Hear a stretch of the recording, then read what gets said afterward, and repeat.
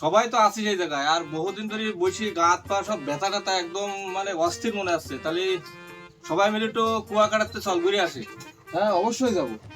আরে এই কথাটাই তো মনে মনে ভাবতেছি।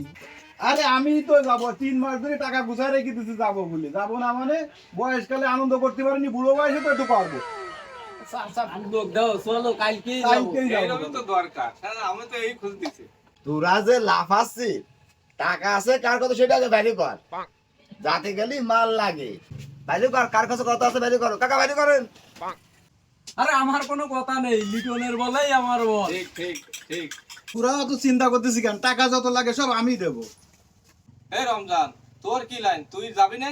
তোর তো কোনো কথাবার্তা নেই। কি কব আমি? তোরা তো জাতি করছিস ভাই, তোরা যদি নিয়ে যেতে পারিস তো আমি যাবা না। আমার কাছে টাকা নেই। ওই মা ওই ডিম টিম বেশি করে টাকা থইলো, মানে 200-300 টাকা হবেন, সেই করা টাকা আমি হয়তো চুরি হিসাবে নিয়ে আসতে পারি। আমার কাছে টাকা নেই। না 300 টাকা নিয়ে যাইতে না তোমার। নিয়ে যাবো কি? তোর 300 টাকা আছে, ওর মোট নিতে হবে না। ওর বাদ দে। ওর খামা খা নিয়ে লস হবে, একদম টাকা খরচ। আমি নিতে পারবো না। তুই টাকা পারলে টাকা নিয়ে গেছিস, আমি পারবো না। দেখ তোরা কি করবি। না না না, ও নিয়ে যাবে না, নিতে না। চলো সবাই যাই, উৎকাজ করে দে। যাই, আমাদের দূরের পথ তো অনেক, দূরে তো যাইতে দে। ওর কাছে টাকা পয়সা নেই, এই জন্য ওরা আমার নিয়ে গেল না, কুয়া কাটাই গেল বুঝতি। যা, আল্লাহ তোকে দেশে তোরা যা।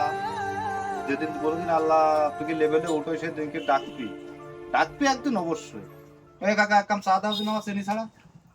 আমি তোর কাছে চা বেচবো না, তোর কাছে আগে যে বাকি কয়টা টাকা পাই সে টাকা কয়টা দে। সুন্দর। চা খাতে গেছে।